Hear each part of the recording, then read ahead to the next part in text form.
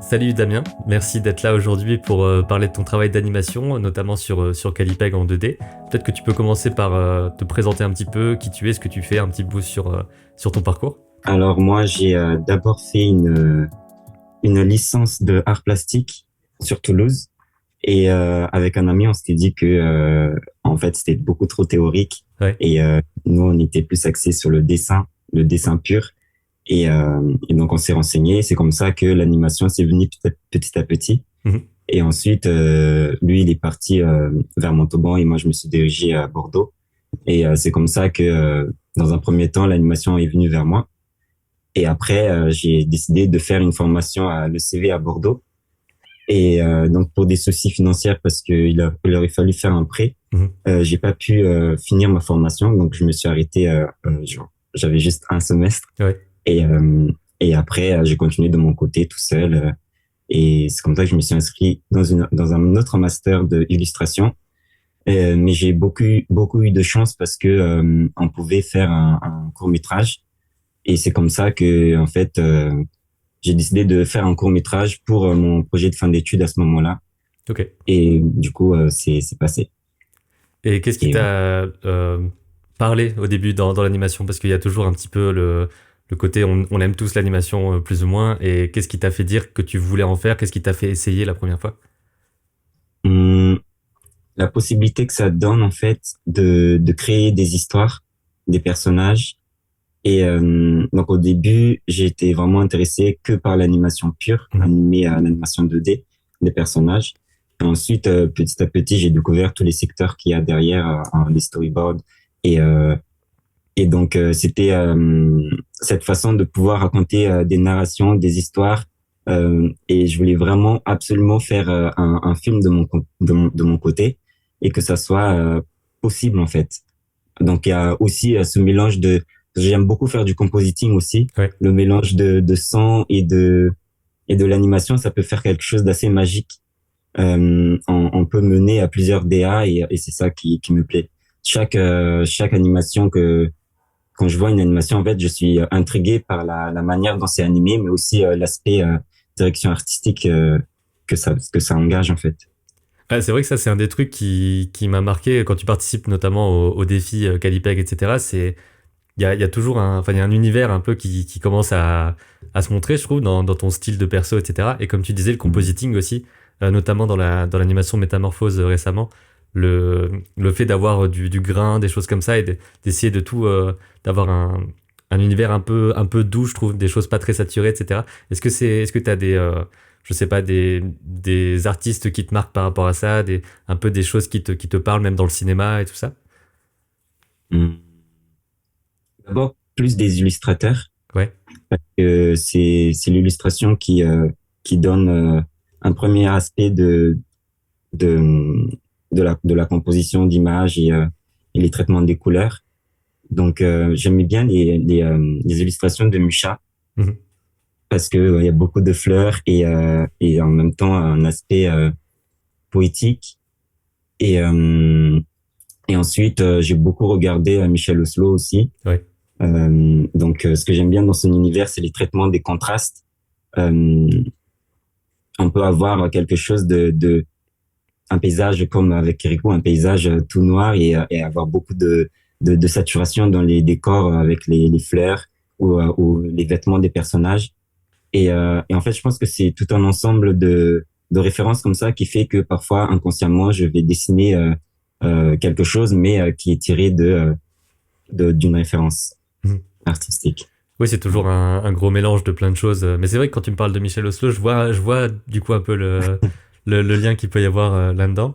Et au niveau de l'apprentissage de l'animation, est-ce que tu as eu je sais pas, des étapes en particulier où t'as compris plus de choses, ta première anime de perso par exemple, parce que t'as une animation qui est assez subtile, on va dire en quelque sorte.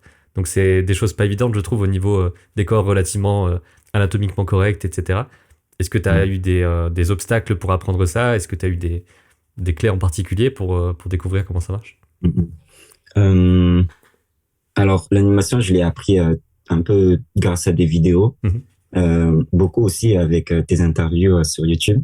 Trop bien. Et donc, les conseils que j'ai pu en tirer, ça aide beaucoup. notamment à l'interview avec Lou. Et donc oui, grâce à Internet, mais aussi en pratiquant et en échangeant avec les autres. Au début, c'était compliqué parce que je comprenais pas forcément les étapes de Ouais. l'animation. Puis il y a des termes Le techniques et ref. tout, ça peut être un peu compliqué. Ouais, c'est ça. Je comprenais pas forcément les étapes et petit à petit, j'arrive mieux à assimiler, mais aussi, ben, ça commence toujours par l'animation de la balle, le rebondissement de la balle, et ensuite, j'essaie de rajouter des choses en plus.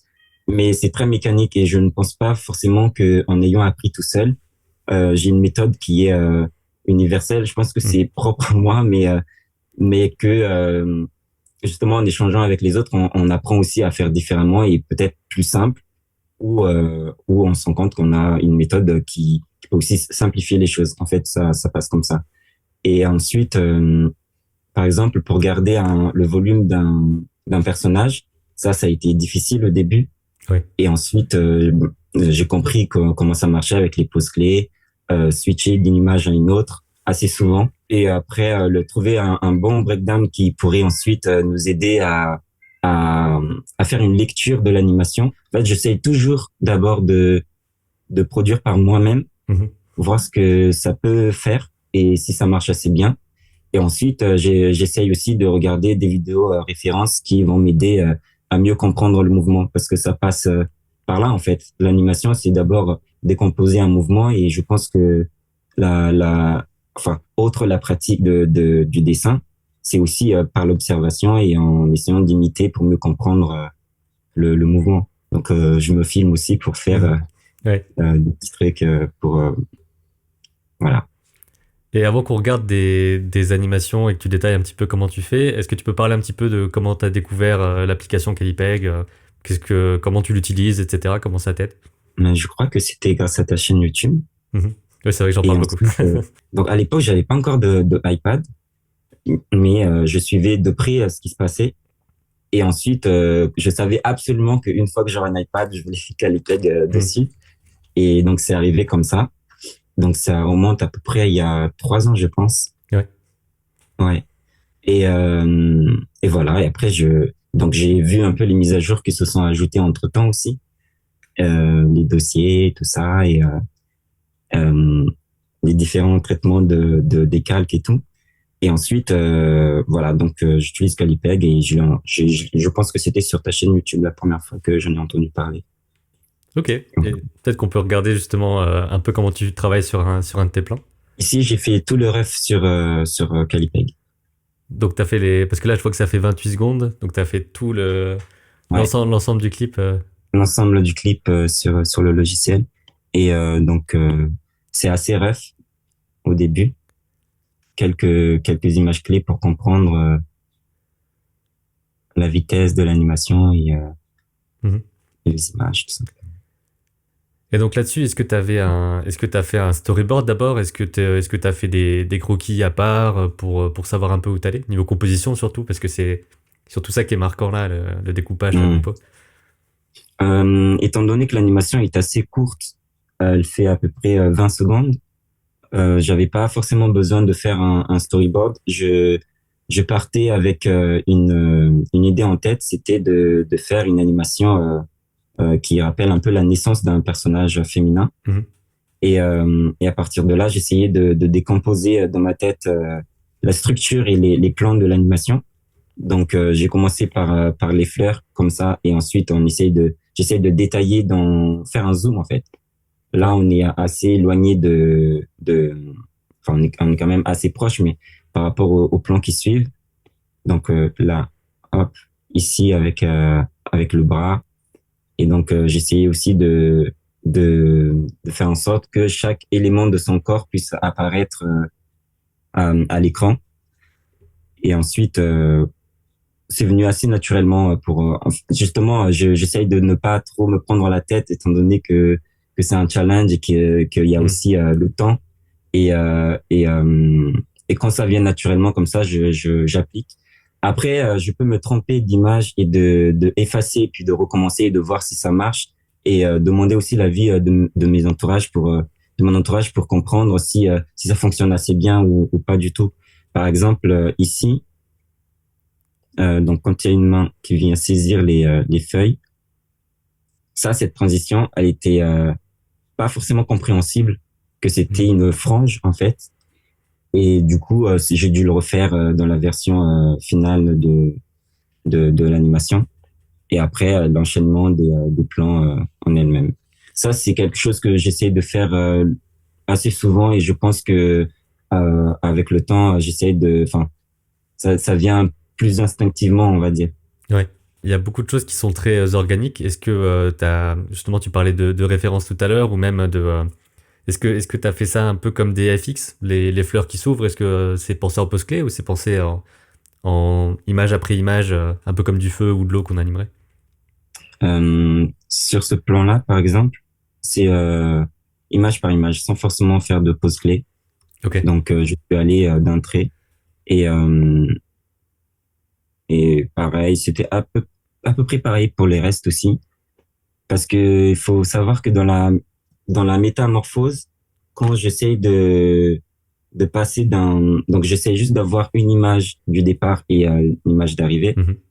Et ensuite, entre-temps, j'essaie de trouver l'image, le breakdown pour comprendre à peu près comment la transformation elle va se faire.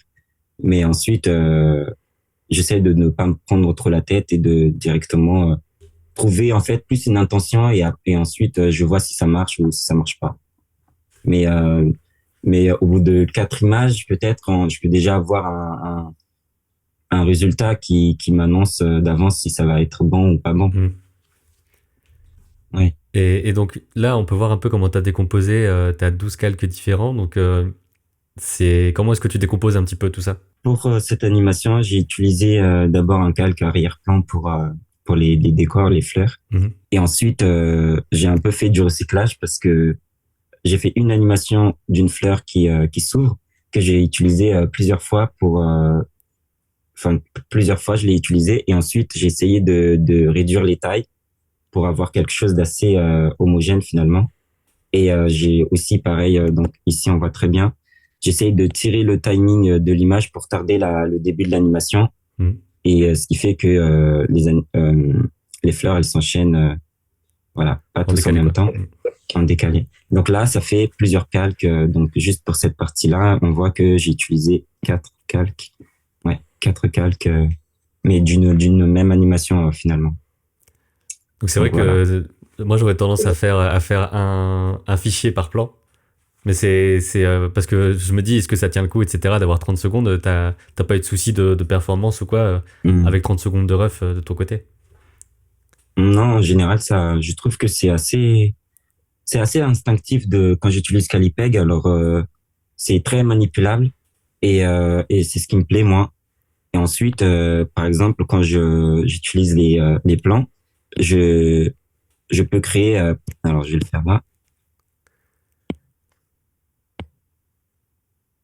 Je peux créer des calques comme ça. Donc ici, je travaille sur une animation. Et ensuite, si j'ai envie de faire la deuxième, je peux le faire tout aussi éloigné en fait par rapport à Mhm. l'autre. Donc dans ce cas-là, je me concentre que sur cette partie du timeline. Et à partir de là, je vois après quand je rassemble tous les dossiers comme ça et voir ce que ça peut donner. Non, en général, ça, j'arrive à me débrouiller quand j'essaie de travailler plusieurs plans comme ça et je laisse aussi de la marge souvent. Par Ouais. exemple, pour cette animation, euh, je laisse au moins 3 secondes de plus. Comme ça, si je veux au final raccourcir l'animation, ça ne pose pas de problème. J'ai pas forcément le bon timing tout de suite. C'est un peu comme un storyboard en fait. Mhm. J'ai pas forcément le bon timing tout de suite, mais une fois que je vais cleaner, donc ça peut faire du travail en plus parce que toute la partie ne sera pas forcément utilisée dans le rendu final. Mais ça me permet aussi justement cette possibilité si je veux raccourcir ou garder le timing d'une séquence. Donc voilà. Et là-dessus, t'as travaillé combien de temps? Parce que c'est un défi qui dure pendant un mois, mais comment tu t'es organisé un petit peu par rapport à ça? Donc l'avantage avec l'iPad, c'est qu'on peut se balader un peu partout Ouais. et ça pose pas de problème. Donc combien de temps? Si je compte tout le temps de travail, on va dire 2 semaines par là. Ok. 2 semaines parce que oui, je travaille pas forcément tout d'un trait. Et, et c'est dès que j'ai le temps et dès que parfois aussi l'envie me vient beaucoup trop souvent, je veux vraiment finir le plan Ouais. et là je me sens un peu plus performant. Alors que si c'est un plan qui me prend un peu plus la tête, j'ai tendance à, à le négliger un peu. Mais pour celle-là, il n'y a pas eu de problème parce que c'était juste magique, donc Ouais. ça allait assez vite. Ouais. Et est-ce que tu utilises uniquement l'iPad pour tout ce que tu fais, animation, illustration, etc. Ou est-ce que tu travailles aussi avec un ordinateur pour le Non, compo? uniquement pour sur iPad, Ok, donc même pour le même compositing. même pour le compositing, parce que donc j'utilise Calipeg pour animer dans un premier temps, et ensuite je switch sur Clip Studio Paint, Ok. et là-bas je réajuste les calques. Euh, J'essaye aussi de faire le clean et la partie compositing et rajouter des saturations, des teintes et tout ça. Donc, Ok. j'utilise souvent ces deux en fait pour faire une animation. Et après les FX et tout ça, j'utilise CapCut. Ouais. C'est là où je vais chercher pour les grains et tout. Et aussi pour la partie montage avec le son. Ouais, c'est comme ça que j'utilise généralement ces trois logiciels pour faire l'animation. Et ce qui est bien avec l'iPad, c'est que, comme je le disais tout à l'heure, je peux le prendre partout avec moi. Et ça, il y a pas d'inconvénient. Donc, Bah, c'est vrai que ça, c'est bon. un truc intéressant aussi de se dire que ben, tu travailles uniquement avec la partie mobile. J'ai fait ça pendant un temps. Maintenant, je suis aussi sur l'ordi pour le côté rapidité de montage, etc. Mais c'est cool de se dire qu'on peut vraiment tout faire comme ça. Donc, ça fait que tu travailles à la fois chez toi, à la fois peut-être en dehors, dans les transports, tu te balades tout le temps avec ton iPad et tout. Ouais, parce que faut savoir que je me déplace pas mal aussi. Donc je vis techniquement à Bordeaux, mais je viens souvent à Toulouse et puis je vais voir ma famille dans l'Aveyron. Mhm. Et bon, du coup, oui, avec l'iPad, ça m'arrange bien. Et pareil, pendant mes formations, en fait, je faisais aussi tous les rendus, les devoirs qu'on avait à faire via l'iPad. Et ça, c'était un avantage. Après, j'avais tous les dossiers sur moi, donc je sais que pour les camarades, c'était plus papier aussi. Ouais. Donc, en fait, c'est un choix. C'est question de choix parce que je pense que le papier, ça m'intéresserait de reprendre, mais pour ça, j'attendrais peut-être d'avoir une résidence fixe et donc je pourrais stocker tout ce Mm. qui est peinture, acrylique, l'aquarelle et tout ça. Alors que pour l'instant, avec l'iPad, je peux euh, avoir tout ce dont j'ai besoin sur moi, peu importe où je suis. Et voilà. Donc, c'est plus pratique. Enfin, Surtout que je trouve. ça peut se cumuler assez vite parce que, enfin, en tout cas, dans le style d'illustration et d'animation que tu fais, on peut très bien Mm. imaginer des peintures aquarelles qui sont ensuite scannées et mises en décor. Enfin, il y a ce côté peinture peut très vite se mixer, je trouve, avec ton style d'animation 2D. Donc, c'est peut-être un truc Mm. que tu veux explorer par la suite, quoi. Mm. Ouais, peut-être. Je pense que c'est assez intéressant et je vois beaucoup de films de courts-métrages qui utilisent, notamment là pour le festival du court-métrage à Annecy. Mhm. J'ai vu enfin, j'ai plus les titres en tête, mais je suis allé sur Arte et j'ai regardé quelques extraits d'animation expérimentale. Et la peinture, ça revient, enfin tout ce qui est traditionnel, un peu, ça revient beaucoup, je trouve, en Mhm. ce moment. Et ça peut être que bien, parce Ouais. que en fait, j'ai l'impression que ça vient. Puis, en fait, ça dépend aussi sur quel genre de format on travaille de base. L'histoire, si un style plutôt traditionnel s'accorderait davantage à ça, un truc plus expérimental, ou est-ce que on veut produire une série et dans ce cas-là, on va plutôt chercher des techniques plus numériques en fait. Mhm. Ouais. Donc tout ce qui est court métrage et ce que je fais aussi avec Calipec, je pense que le côté traditionnel, ça pourrait très bien matcher. Oui, Ouais. surtout que c'est aussi ce qu'on recherche dans ce genre de logiciel. C'est aussi le côté proche du tradi, même en numérique. Donc après, les deux peuvent se mixer, etc. Mhm. Et je sais pas si tu as ce plan-là, mais le plan volé. Ah pour le oui. thème sport. Est-ce que tu peux peut-être te le montrer, en parler un petit peu? Et c'était un plan assez Ok. ambitieux, celui-là, avec un mouvement de caméra, etc. Donc j'imagine que c'était un Mm. peu ton défi de te dire, on va faire un truc plus dynamique. Mm, mm. En fait, faut aussi savoir que j'essaye de construire une bonne démo et j'essaye de produire quelque chose de. J'avais besoin d'un plan assez dynamique dedans Mhm. et je me suis dit que avec Calipeg Challenge, ça pouvait aller ensemble. En fait, un plan assez dynamique que je pourrais m'en servir dans ma bande démo plus tard. Et donc, je voulais aussi quelque chose qui fasse waouh. Et et donc, j'ai pensé à un plan de volley. Et du coup, ben, comme je disais tout à l'heure, pour ce plan, j'ai d'abord essayé d'animer avec ma tête et c'était pas très très prometteur dans un premier temps parce que quand le personnage euh, donc il a la balle en main, il essaye de le jeter en l'air Mhm. et après il fait deux trois pas avant de sauter et de taper dans la balle.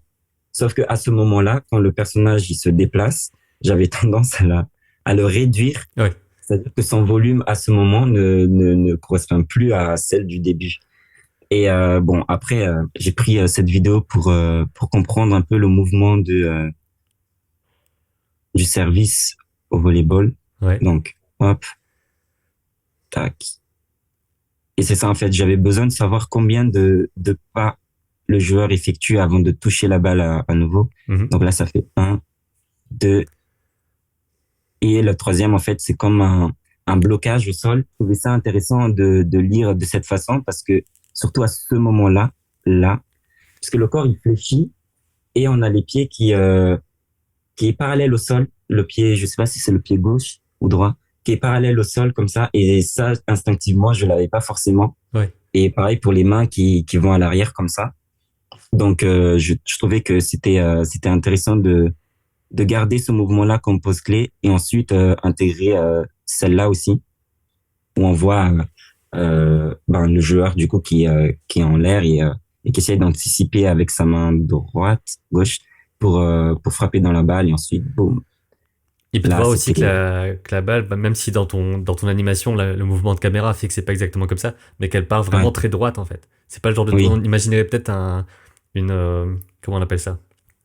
Une courbe, quoi. Mais en fait, non, quand c'est tapé, ça part comme une balle tout droit. ouais, ça part tout droit et ça va quand même. Oups, oui, ça part assez droit. Mais après, oui, voilà, c'est pas le même point de vue que j'ai utilisé dans mon animation, mais juste pour ce première étape, eh ben, ça m'a permis de comprendre le mouvement en tout cas. Et ensuite, donc j'ai commencé à gribouiller un peu et voilà. Et c'est vrai que ce mouvement de translation, il est très cool d'être en l'air, ensuite t'as hop le petit pivot. Et ça devait être un défi aussi niveau volume, parce que c'est un corps fixe que tu dois faire tourner, quoi. En fait, je suis passé à partir du principe où donc en pose clé, pareil, j'ai utilisé cette image-là et ensuite j'ai trouvé celle-là Mhm. parce que je trouvais qu'elle faisait bien l'intermédiaire et à celle-là. J'ai essayé de faire en sorte que d'habituer l'œil en fait au mouvement de la rotation. Donc quand j'ai fait ça fait à peu près quelque chose comme ça. Donc ça c'est l'image donc la deuxième. J'ai essayé de mettre plusieurs intervalles ici pour habituer l'œil à ce que le personnage va faire une rotation.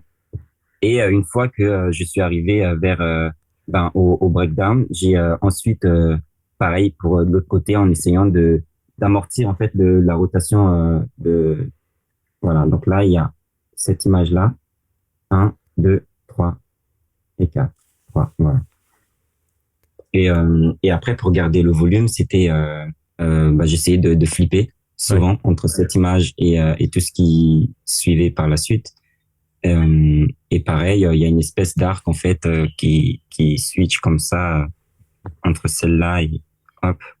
Je sais pas si tu le vois. Ouais. Et pareil pour les pieds aussi, quelque chose comme ça. Moi, souvent, je Mais me dis, en gros, les articulations, quoi. L'arc, ça va être genou, cheville, poignet, coude. Et c'est là-dessus que j'essaie de caler. Mais j'ai jamais fait de choses aussi compliquées au niveau un corps réaliste qui se déplace et tout. ben oui voilà. Et après, pareil pour la balle aussi, parce qu'elle se déplace en même temps que le personnage dans le mouvement rotatif. Mhm. Et, euh, et je voulais absolument, en fait, mon repère à ce moment-là, c'était la main. Quand la main, elle fait ça, il fallait absolument que, ben, sur le plan final, la balle soit au milieu de l'écran, en fait. Ouais. Et comme ça, je pouvais anticiper avec, boum. Et pareil, il y a une espèce de mouvement de caméra aussi qui est suggéré par juste l'animation. Quand elle tape dans la balle comme ça, là, on comprend que la balle, elle va s'éloigner. Mhm. Mais ensuite, la caméra va rattraper la balle, va voir la dépasser. Et ici, pareil, j'ai utilisé à peu près la même technique qu'au début pour habituer l'œil. En fait, j'essaye de mettre beaucoup d'intervalles. Et ensuite, je passe d'une image, bam. Et pour comprendre l'expression du personnage, je vais aussi rajouter quelques images vers la fin. C'est comme ça, en fait. Ça, c'est beaucoup utilisé dans les animations japonaises, j'ai remarqué. Quand il y a de la vitesse, ben, soit on va utiliser une image fixe pendant 4 frames et il y a cette espèce d'économie, en fait, dans l'animation qui fait que juste le traitement visuel, on s'habitue un peu plus on comprend qu'il va se passer quelque chose.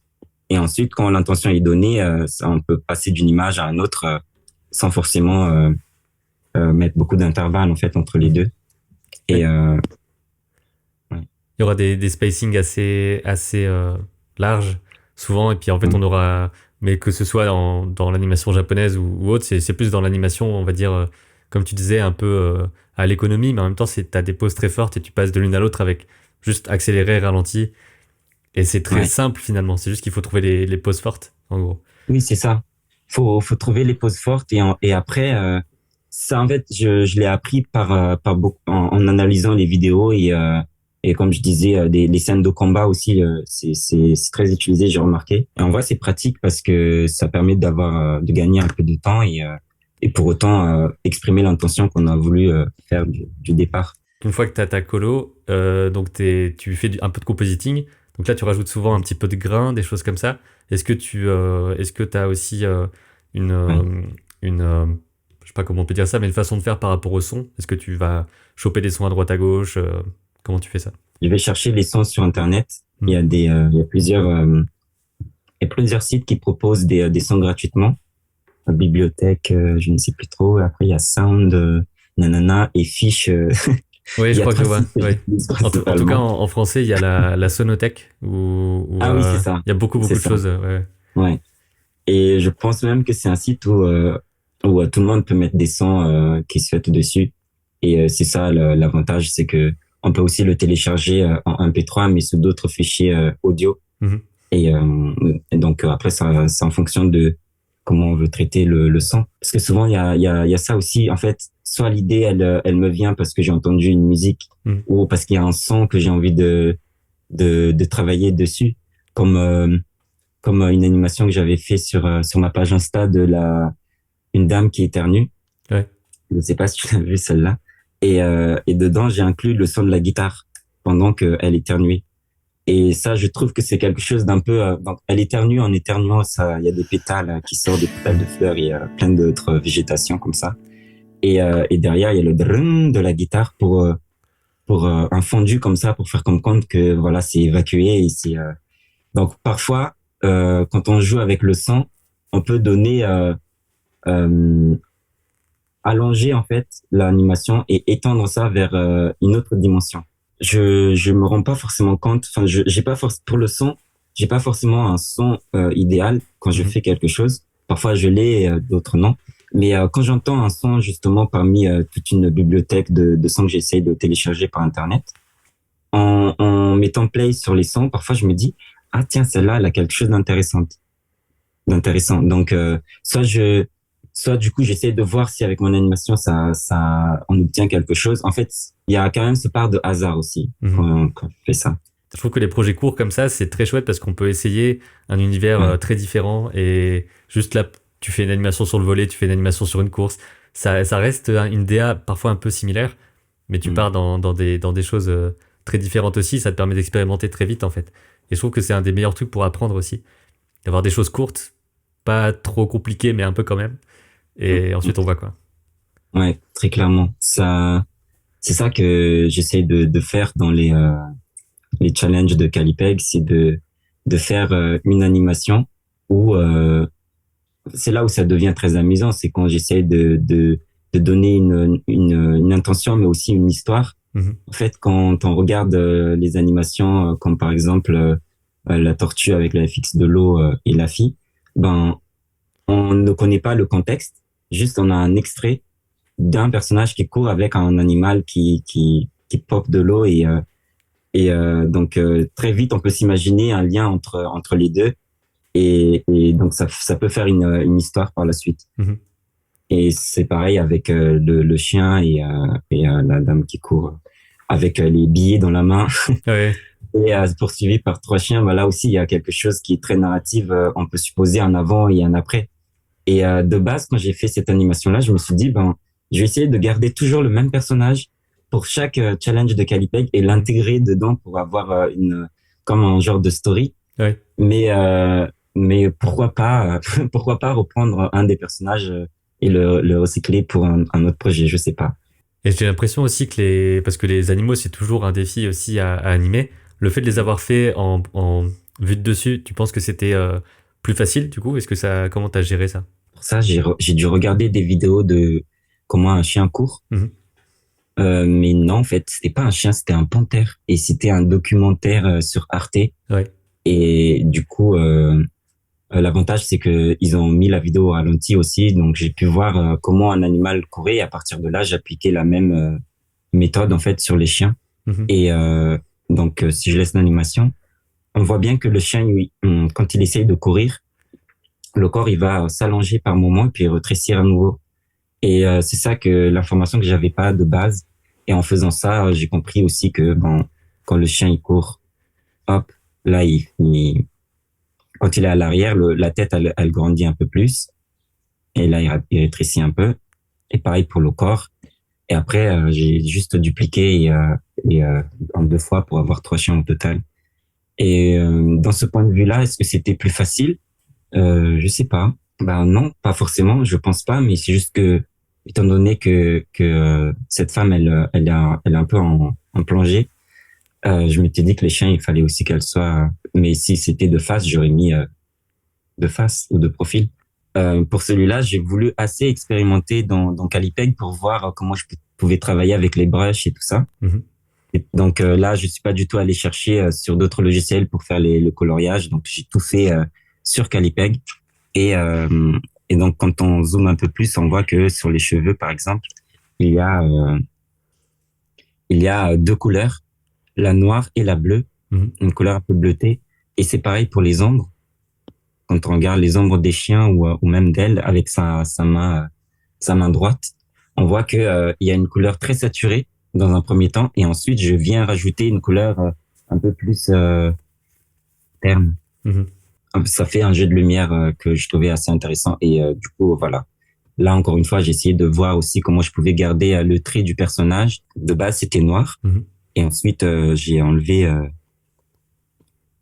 ce trait-là et j'ai gardé avec la couleur chair un peu. Ouais. Et ensuite, j'ai rajouté les ombres aussi de la même manière.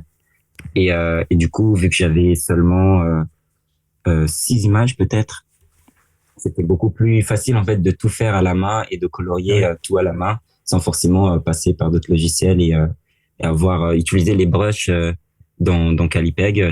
Souvent j'utilise celui-là Mhm. parce que je le trouve très beau avec cet aspect un peu les grains, tout ça quoi.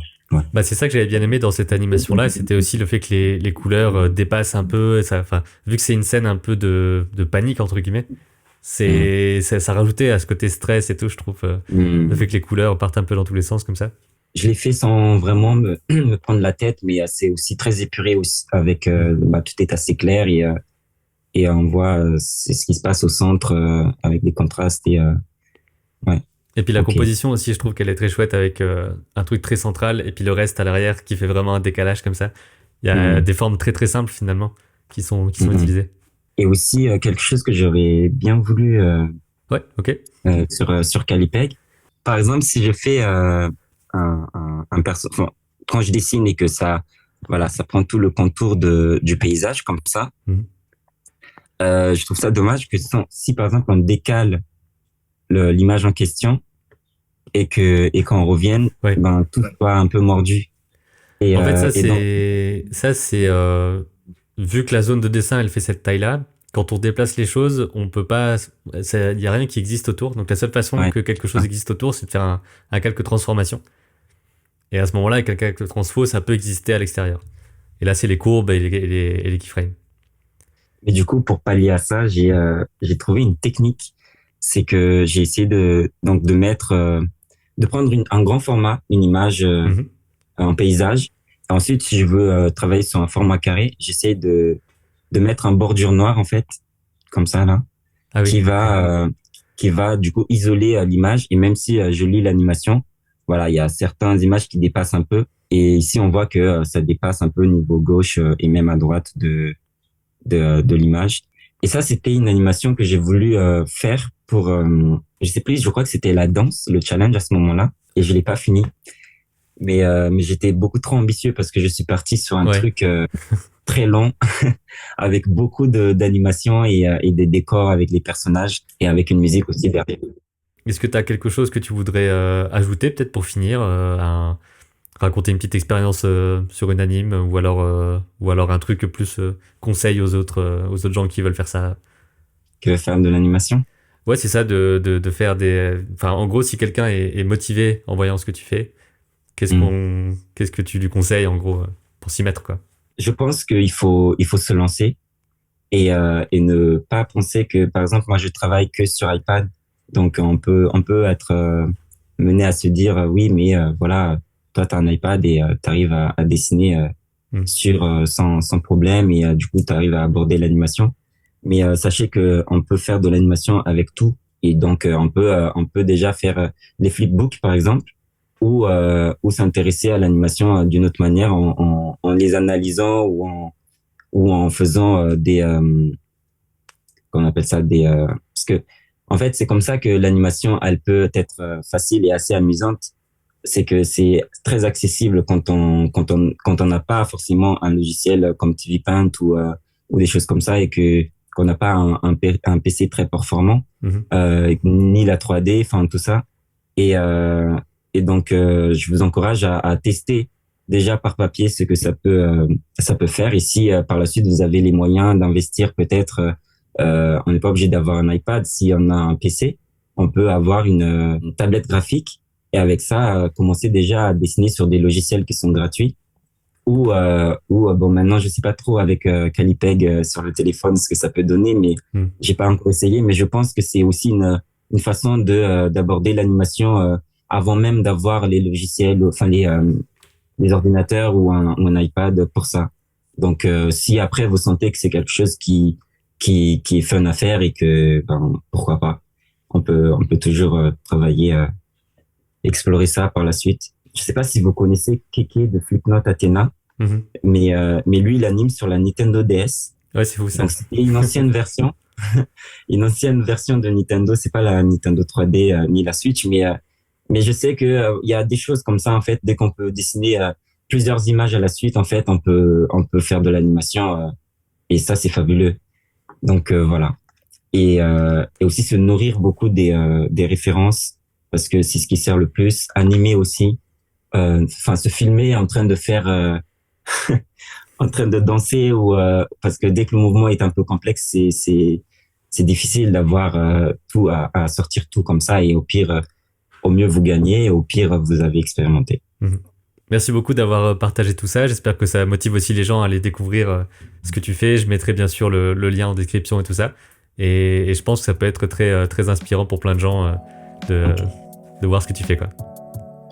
super, ça fait plaisir.